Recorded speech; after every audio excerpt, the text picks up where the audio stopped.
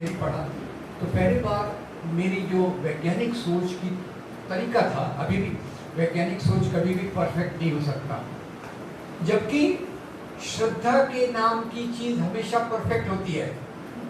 आप श्रद्धा के नाम की चीज पे सवाल नहीं उठा सकते। आपको बोलना पड़ता है हाँ ये स्वामी जी, ये पादरी, ये मौलाना, इन्होंने जो बात कही दैट द फाइनल वर्ड। विज्ञान में कोई लास्ट वर्ड नहीं होता, हमेशा बेटरमेंट की कोशिश होती है। खैर डार्विन को निकाला गया, फिर किताबों में, और जैसे पीरियोडिक टेबल है, पीरियोडिक टेबल आप में से कई लोगों ने देखा होगा उसको। एक तरीका है विज्ञान को गहराई से समझने का। तो जब हमारा कॉन्स्टिट्यूशन बना तो आप याद रखिए साइंटिफिक टेम्पर, ये हमारे वैज्ञानिक सोच का, हमारे कॉन्स्टिट्यूशन का एक directive principle to the state है। State should try to promote scientific temper in all the aspects of life. ये वहीं से उसमें किया हुआ है, उसमें कोई मेरी बताने की नई चीज़ नहीं है। खैर एक तरफ इस आधार पे हमारे राष्ट्र की आधारशिला रखी गई, और यहीं से अगर आप देखेंगे तो एक तरफ बात कर रहे थे, उस समय भी बात करते हैं, याद रखिए मंदिर का सवाल अभी चल रहा है। आपको याद होगा अभी अभी वो राम मंदिर का शिलान्यास किया गया था, किसने किया था? अपने प्रधानमंत्री। पता नहीं आपको याद है कि नहीं, मैं उस दिन भर टीवी के सामने बैठा रहा। क्यों भाई? अरे मैं देख रहा था हमारे प्रधानमंत्री जी 3-3 घंटे में इतने नए नए कपड़े पहन के आ सकते, और पता नहीं इतनी उनमें ताकत है। बोलते हैं बहुत 18 घंटे काम करते हैं, अभी शायद 22 घंटे करने वाले हैं, उसके बाद सोने वाले ही नहीं है, रात दिन काम करते रहेंगे। एक्सीलेंट बायोलॉजी को उठाने की कोशिश। पर मुख्य बात यह है, उस समय भी राम मंदिर का सवाल था, पर नेहरू ने कहा कि मंदिर मस्जिद चर्च बनाना सरकार का काम नहीं है। What is the duty of the government? तो उन्होंने 1954 में भाखड़ा नंगल बांध का उद्घाटन करते समय कहा था, ये जो बांध है, ये डैम, जिससे हमारी सिंचाई सुधरेगी, एग्रीकल्चर सुधरेगा, फूड का प्रोडक्शन सुधरेगा, ये बांध। और उसमें मैं जोड़ देता हूँ हमारी universities, IITs, AIIMS, CSIR, scientific institution, these are the temples of modern India. तो मंदिरों की जो परिभाषा आ गई, एक मंदिर की परिभाषा आई कि भाई जहाँ भगवान बसते हैं, जहाँ चर्च है या मस्जिद है, तो नेहरू ने कहा हमारे पूजा के स्थान तो वही हैं जिनसे लोगों को ज्ञान मिलेगा, लोगों को नौकरी मिलेगी, ज्ञान का वर्धन मिलेगा, समाज का विकास होगा। इस तर्ज पर भारत में इंडस्ट्रियलाइजेशन में कितना लोगों को फायदा हुआ होगा वो आप देख लीजिए। Health, all India institute of medical science पहला बना एक मॉडल, और उसके आधार पे डुप्लीकेट किया जा रहा है। और हमारे हेल्थ सिस्टम जो था, मैं भी मेडिकल स्टूडेंट था उस समय, आज़ादी के समय, लॉन्जिविटी, एक व्यक्ति एवरेज कितने साल तक जीता है, that was around 40 years when we got independence. अभी तो आप सुनते होंगे ना, अरे 70 साल तक कुछ नहीं हुआ, 70 नहीं 65 साल तक कुछ नहीं हुआ। फिर एक महापुरुष आया, बहुत बड़ी छाती वाला, तब से देश का विकास चालू हो गया। तो इतना मैं बताना चाहता हूँ कि पहले जो एवरेज लाइफ स्पैन था वो 40 के आसपास था, फिर आज लाइफ स्पैन इज एवरेज 70। तो ये हेल्थ में विकास हुआ। एवरेज एजुकेशन लिटरेसी उस समय 6-7-8% थी। आज देश में ऐसे भी स्टेट्स हैं जहाँ लिटरेसी इज 100%। स्त्रियों में लिटरेसी निग्लिजिबल। और आज ये देखकर बहुत खुशी होती है कि इस हॉल में भी जहाँ पुरुष भी हैं, वहाँ पढ़ी लिखी स्त्रियाँ जो अपने पढ़ने लिखने के कारण नौकरियाँ प्राप्त कर सकी, समाज को चला सकी, वो एक बड़ी अच्छी परिस्थिति में, बड़ी अच्छी संख्या में हॉल में भी मौजूद हैं, और ये बहुत खुशी की बात है। ये हुआ हमारे 75 साल में, जिसमें डेमोक्रेटिक इंस्टीट्यूशंस को मजबूत किया गया कि भाई पार्लियामेंट में लोग चुन के आते हैं। पर पार्लियामेंट के भी ऊपर एक चीज़ है, और वह है भारतीय संविधान। भारतीय संविधान के मूल्यों को बनाए रखने के लिए जुडिशरी बनाई गई। जुडिशरी, पार्लियामेंट और ये सब चीज़ें चल रही थी। अभी क्या हो रहा है कि बीच में जुडिशरी में भी मैनिपुलेशन और इस प्रकार के जजों की नियुक्ति जो पार्लियामेंट के सामने झुकने की बात करते हैं, ये सब चीज़ें पिछले साल 75 साल में हुई। वो एक हमारे डेमोक्रेटिक इंस्टीट्यूशन इलेक्शन कमीशन आया कि भाई चुनाव हो रहे हैं, धांधलीबाजी होती है, बहुत धांधलीबाजी होती है, ये नहीं होना चाहिए, इसलिए इलेक्शन कमीशन आया। तो खैर इलेक्शन कमीशन के अंदर भी एक प्रकार से घुसपैठ चालू हो गई। फिर हमारे जो दूसरी चीज़ें हैं कि जो नीतियाँ बनती हैं, सरल सी एक बात है कि हमारे पार्लियामेंट, हमारे कॉन्स्टिट्यूशन के हिसाब से हमारी जो पार्लियामेंट है उसका leader prime minister, prime minister के साथ कैबिनेट, और prime minister is just first amongst the equal. इस बात को याद रखिए, प्राइम मिनिस्टर सब इनमें केवल पहला व्यक्ति है, वो पूरा निर्णय लेने का अधिकार उसको नहीं है। जितना ज़्यादा रिप्रेजेंटेटिव कैरेक्टर होगा उतनी अच्छी डेमोक्रेसी चलेगी। तो उसमें क्या हो गया, पूरी सत्ता आज एक व्यक्ति के साथ हाथ में कंसंट्रेट हो रही है। कोविड का लॉकडाउन करना है, एक ही व्यक्ति फैसला करता है कि 6 घंटे के बाद लॉकडाउन होगा, आप जहाँ हो वहाँ से हट नहीं सकते, अगर आपको जाना है तो जाइए रोड पे, जाइए ट्रक के पीछे भर के। नोटबंदी वो एक ही व्यक्ति तय करता है कि रात के 8 घंटे बाद ये नोट इनवैलिड हो जाएंगे। फिर जब उसका देखा कि भाई अगर ये नोट इनवैलिड मैं कर रहा हूँ, आर्थिक व्यवस्था अच्छी हो जाएगी, अगर अच्छी नहीं हुई तो मुझे आप फांसी पे लटका देना। व्यवस्था तो अच्छी नहीं हुई, फिर से निर्णय को वापस लेना था, तो उस समय वो सामने नहीं आए, उन्होंने दूसरों को सामने कर दिया। बोलो भाई अभी हम नोटबंदी को वापस ले रहे, 2000 का नोट जो हमने ब्लैक मनी को बंद करने के लिए किया था उसको वापस ले रहे। डेमोक्रेटिक इंस्टीट्यूशंस ऐसे नहीं चलते। डेमोक्रेटिक इंस्टीट्यूशंस में जनता की भावनाओं को ऊपर लिया जाता है, पार्लियामेंट की बातों को सुना जाता है, कैबिनेट एक पूरे तरीके से अपने निर्णय को लेती है। अब ये शुरुआत की बात थी।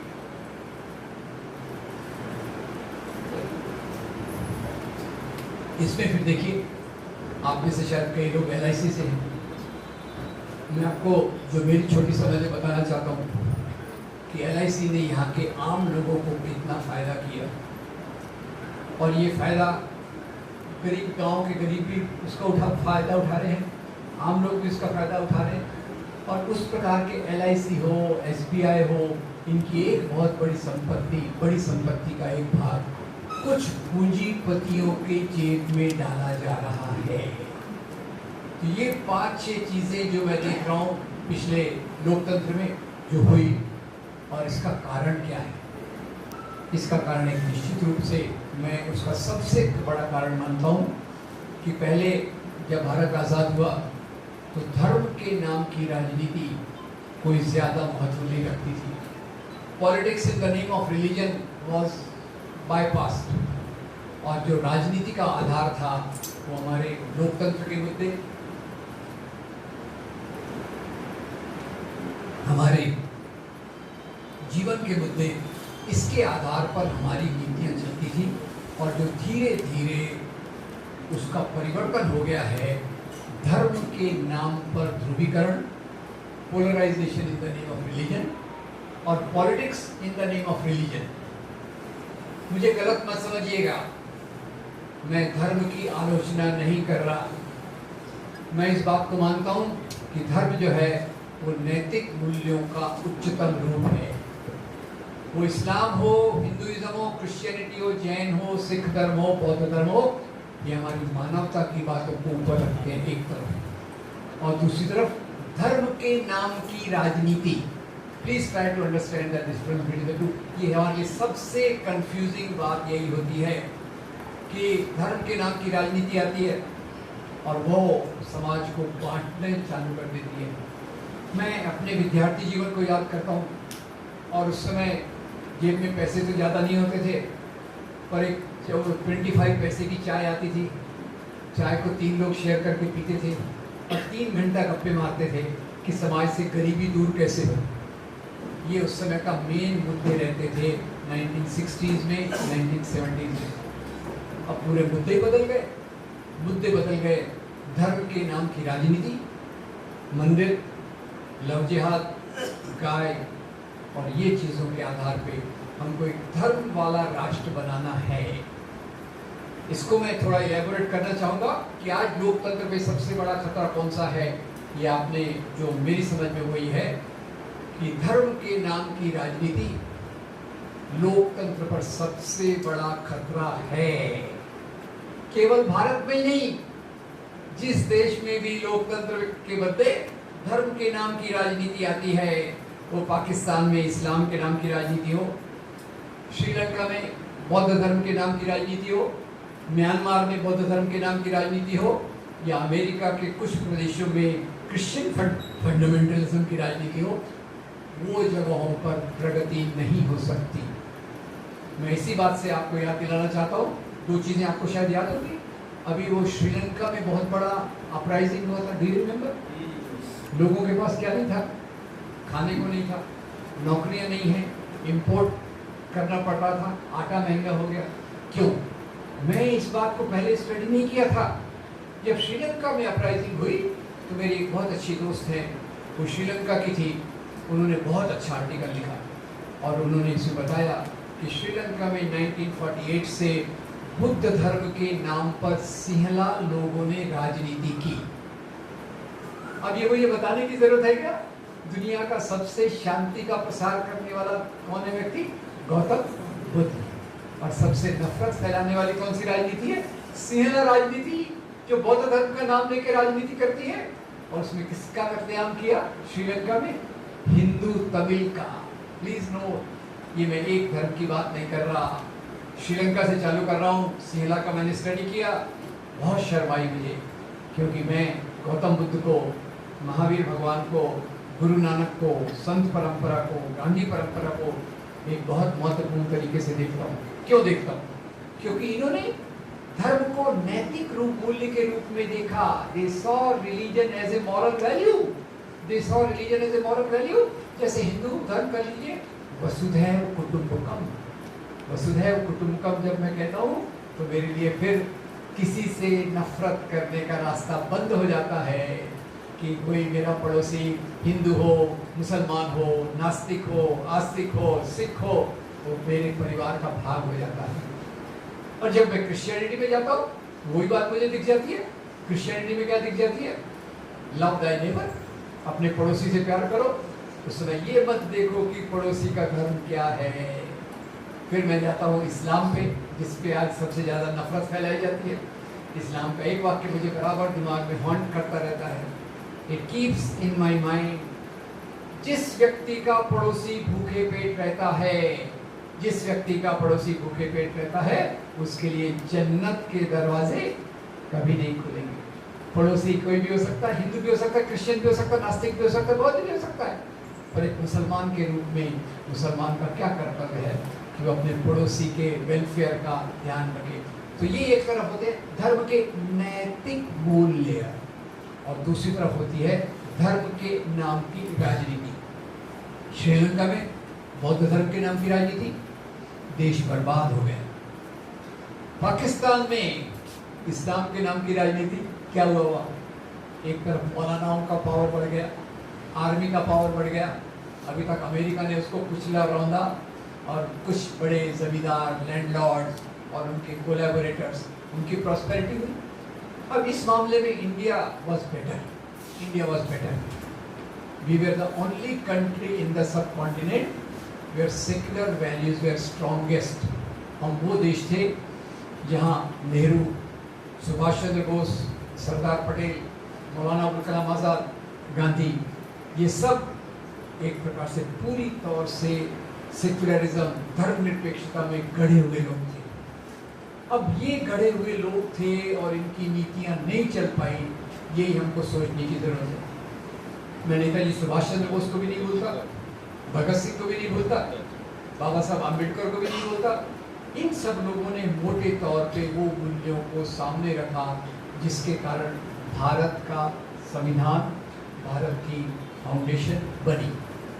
अब जब मैं पड़ोसी देशों से तुलना करता हूँ तो भारत का आप देखिए कि इतनी क्राइसिस हो गई, उसके बावजूद हमारे संस्थान, हमारे जो प्रॉस्पेरिटी लेवल है एवरेज, अभी तो खैर निगेटिव डायरेक्शन में हम जा रहे हैं।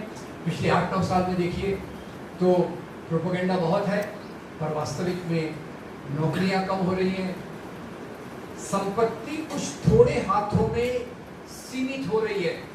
केवल मैं अडानी अंबानी की बात नहीं करता। आपको ऑक्सफैम रिपोर्ट आपने पढ़ी होगी, ऑक्सफैम रिपोर्ट आई थी कि देश की 40-50% प्रॉपर्टी 1% लोगों के हाथ में है, और जो बॉटम के 50% है उनके पास हार्डली 2 या 3% प्रॉपर्टी है। और उसके ऊपर जो बहुत बड़े बड़े लखपति करोड़पति हैं उनमें से हजारों तो इंडिया से बाहर चले गए और हजारों इंडिया से बाहर जाने की तैयारी कर रहे हैं। मैं उनकी बात नहीं कर रहा हूँ, नीरव मोदी, मल्ल्या और वो सब जो पैसा लेकर भागे, मैं उनकी बात नहीं कर रहा। उसके अलावा भी बहुत सारे करोड़ोंपति लखपति देश को छोड़ने की बात कर रहे हैं। तो ये जो भारत का फाउंडेशन था। दूसरा देखिए, समाज हमेशा परिवर्तनशील है। There is only one constant factor, one unchanging truth in society. समाज में केवल एक ही तथ्य है जो नहीं बदलता, और वो है परिवर्तनशीलता। Constant change is the real value of our society. समाज बदला, पर उसमें IT का ज़माना आया, IT का ज़माना आया, फिर भी इंडिया तैयार था। इंडिया तैयार क्यों था? क्योंकि इंडिया में IITs थे, इंजीनियरिंग कॉलेज थे, यूनिवर्सिटीज थी, TIFR था, BRC था, इसरो था। तो इंडिया का सॉफ्ट पावर में भी, सॉफ्टवेयर पावर में भी मैन पावर वॉज रेडी। अभी चैट GPT की बातें आ रही हैं, वो तो फिर और एक खतरनाक मामला होगा। पर इंडिया की जो फाउंडेशन थी बहुत सॉलिड थी। सॉलिड इसलिए थी कि we took a path of genuine democracy. हम लोगों ने लोकतंत्र का रास्ता अपनाया, और वो वैचारिक धरातल पर और डेवलपमेंट के धरातल पर लोगों की बात सुनी गई। लोगों को केवल सुनाया नहीं गया, मैं मन की बात कह रहा हूँ, आप सुनते रहिए। क्या किया गया? आप क्या कह रहे हैं, आपकी बात मुझ पर आना चाहिए, और उसके आधार पे नीतियाँ बनना चाहिए।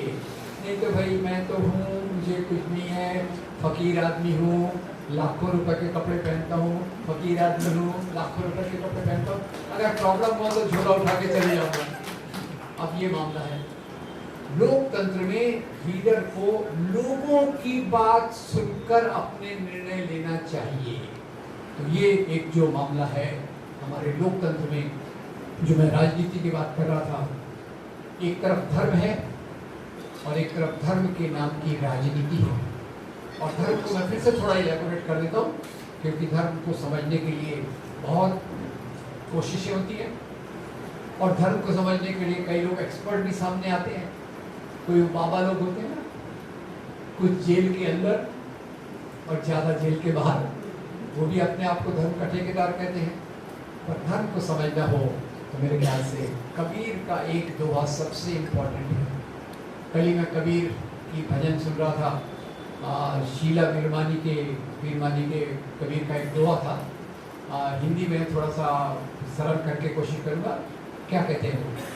पोथी पढ़ पढ़ जगबुआ, पोथी पढ़ पढ़ जगबुआ, पंडित भया न कोय, ढाई अक्षर प्रेम के पढ़े सो पंडित होय। अगर मेरे दिल में मानवता के लिए प्यार है, समाज के लिए प्यार है, देश के लिए प्यार है, तो ही मैं सच्चा ज्ञानी हूँ। अगर मैं नफरत की बात करता हूँ, अरे वो लोग तो ऐसे होते हैं, मरने दो। अभी मणिपुर में चल रहा है, 1.5-2 महीने से हिंसा चल रही है। डबल इंजन की सरकार है, एक नहीं, एक इंजन सामने एक इंजन पीछे है, हिंसा बढ़ती जा रही है। एक MP के घर को जला दिया गया। वेरी गुड, बोलते हैं हमारे साथ we are very efficient administrator, हमसे अच्छा एडमिनिस्ट्रेशन तो कोई कर ही नहीं सकता। पावरफुल लीडर, दिखने में भी बड़ा है और बहुत पावरफुल है, मीडिया इमेज से भी पावरफुल है। और ये सब इसलिए हो रहा है कि वो डेमोक्रेटिक रास्ते पर नहीं, संकीर्ण नैरो धर्म के नाम की राजनीति कर रहे हैं। अब ये धर्म के नाम की राजनीति क्या है? पहले मैंने आपको बता दिया खतरा। धर्म के नाम की राजनीति केवल एक ही धर्म से नहीं आई, पिछले 30-40 सालों में कई देशों में आई है।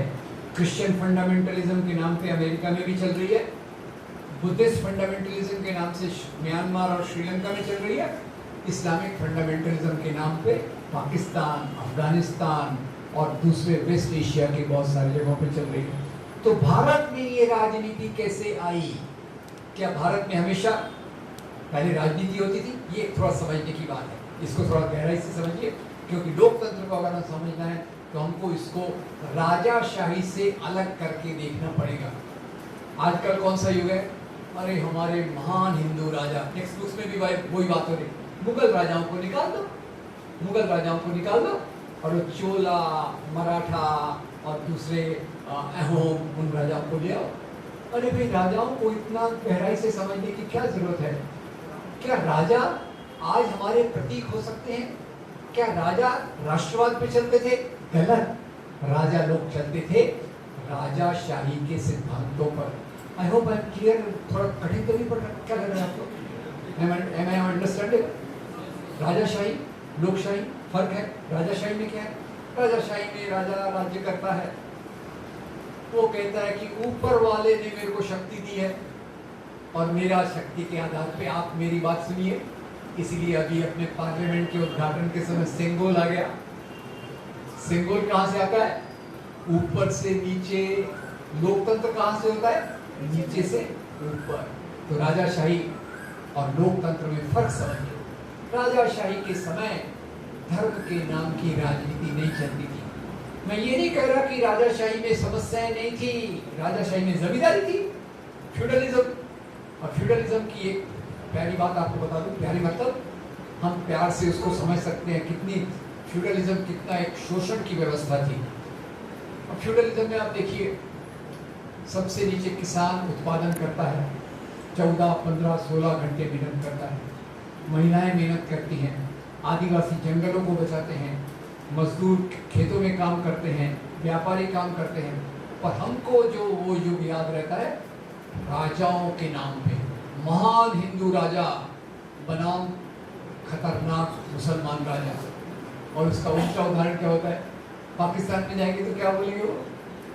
महान मुसलमान राजा और कायर हिंदू राजा। एक सिक्के के दो पहलू हैं, हिंदू कम्युनलिज्म, मुस्लिम कम्युनलिज्म। इस सिक्के के दो पहलू। पहले जैसे राजाओं की मैं बात कर रहा था, थोड़ी सी मैं उदाहरण दे दूं, माफ कीजिएगा मेरे ज़्यादा उदाहरण उत्तर भारत से हैं, क्योंकि सांप्रदायिकता की ज़्यादा समस्या उत्तर भारत से ही आई है। उत्तर भारत के ज़्यादा उदाहरण और यहाँ का जो सांप्रदायिक सबसे बड़ा संगठन है, आप पहचान लेंगे ना उसको, मैं उसका नाम अभी नहीं बोलता, बाद में बोलूँगा। सांप्रदायिक का सबसे बड़ा संगठन है, उसके दिमाग में ज़्यादातर उत्तर भारत, पश्चिम भारत और उस प्रकार की बातों से ज़्यादा चलता है। तो खैर, ये जो राजाशाही का, पहले आपको बता दूं, राजाशाही, राजा लोग जो राज्य करते थे वो धर्म के नाम पर नहीं करते थे।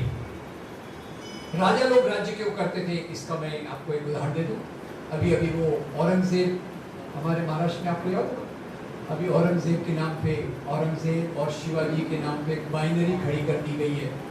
कुछ लोगों ने औरंगजेब को पोस्ट किया, वो डरते हैं बेचारे कि भाई हमारा प्रतीक कौन होगा, हमको बचाने वाला कौन है। औरंगजेब को उन्होंने अपने फेसबुक और इंस्टाग्राम वगैरह पे कहीं लगा दिया, तो उन पे अटैक करने आ गए, बोले हमारा तो ये शिवाजी महाराज का राज्य है।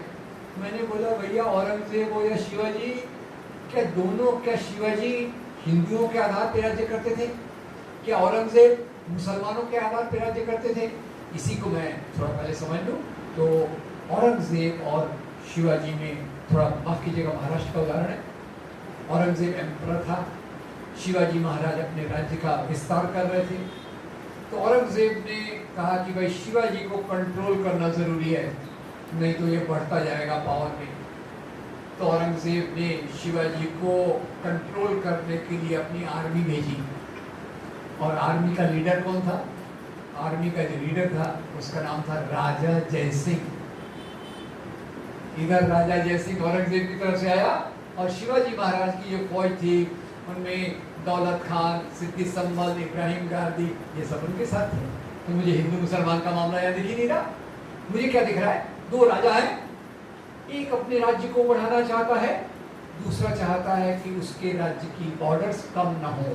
ये कोई हिंदू मुसलमान का मामला नहीं है, ये सत्ता का मामला। अब औरंगजेब के नाम पर आज बहुत नफरत फैलाई जाती है, बैड इविल, उसने वो संभाजी महाराज को मारा, वो तलवार की नोक पर धर्मांतरण किया। मैं ये पूछना चाहता हूँ कि हम लोग क्या सीखे हैं इतिहास से? क्या हम जानते हैं कि स्वामी विवेकानंद ने क्या कहा? अब दो राजा लड़ते हैं, जीतने वाला राजा हारने वाले राजा का अपमान करेगा, राइट रॉन्ग? क्या बोलते हैं राइट? पर राजा उसके लिए बोलेगा भैया मैंने तेरे को हरा दिया, तो मेरे धर्म में आता, नहीं तो मैं तेरे को खत्म कर दूंगा। क्या जीतने वाला मुसलमान राजा धर्म के प्रसार के लिए उसको मुसलमान बनने की बात कर रहा है क्या? नहीं, उसका अपमान करने के लिए कह रहा है कि देख मैं जीत गया, मैं तेरे पे अपनी शर्तें ला दूंगा। और उसी बात को ब्लो अप करते करते औरंगजेब ने इतनी क्रूरता से इस्लाम को फैलाया। अब इस्लाम कैसे फैला? तो इसके लिए अभी एक किताब आई है, बहुत अच्छी किताब है, philosopher of freedom.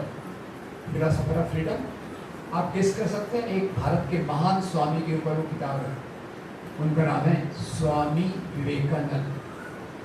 Philosopher of freedom Swami Vivekananda, उसमें मैं पढ़ रहा था तो एक जगह लिखा स्वामी जी क्या मानते थे कि भारत में इस्लाम कैसे आया। तो उसमें स्वामी जी कहते हैं ये कहना बिल्कुल गलत है, ये this is totally wrong to say, ये कहना बिल्कुल गलत है कि इस्लाम भारत में तलवार की नोक पर फैला। ये कहना बिल्कुल गलत है कि भारत में इस्लाम तलवार की नोक पर फैला। यहाँ जाति व्यवस्था के अत्याचार से बचने के लिए लोगों ने इस्लाम धर्म को कबूल किया, और that is the real fact. अब यहाँ आप देखिए, छुआछूत प्रथा थी या है? अभी भी है। छुआछूत प्रथा थी। दलितों को मंदिर में जाने का अधिकार था? नहीं था, उस पर भी मैं आऊँगा। अब वो दलितों को मंदिर में जाने का अधिकार नहीं था, पर सूफी संत की दरगाह पे जाने में उनको कोई प्रॉब्लम नहीं था। सूफी संत के दरगाह में वो भी जाते थे। और हिंदू संत कबीर, तुकाराम, नामदेव, नरसिंह मेहता, इनको मानने वाले मुसलमान भी थे। जो संत लोग थे वो धर्म को बाउंड्री के रूप में नहीं रखते थे। संत लोग जो थे धर्म को बाउंड्री के रूप में नहीं रखते थे, एक पुल के रूप में रखते हैं। आप हिंदू हैं, मैं मुसलमान हूँ, ये हमारा पुल है जिस पर मिलकर हम मिलेंगे एक दूसरे से और अपनी सभ्यता, संस्कृति, साहित्य, कला का विकास करेंगे। तो भारत में हिंदू राजा थे, मुसलमान राजा थे। अब ये एक तो बड़ी जो आज सांप्रदायिक राजनीति, जो हमारा देश के लोकतंत्र का सबसे बड़ा खतरा है। प्लीज नोट, मैं इसको क्यों कह रहा हूँ कि अगर हमको लोकतंत्र को बचाना है तो मानव धर्म को बचाना पड़ेगा, और धर्म के नाम पे जो राजनीति हो रही है उसका मुकाबला करना पड़ेगा। धर्म के विरोध में जाने की कोई जरूरत नहीं है, क्योंकि धर्म यानी प्यार, धर्म यानी मानवता से प्यार, और धर्म के नाम की राजनीति यानी नफरत करो, नफरत करवाओ, हिंसा करवाओ और खुद को मजबूत करो। ये धर्म के नाम की राजनीति है।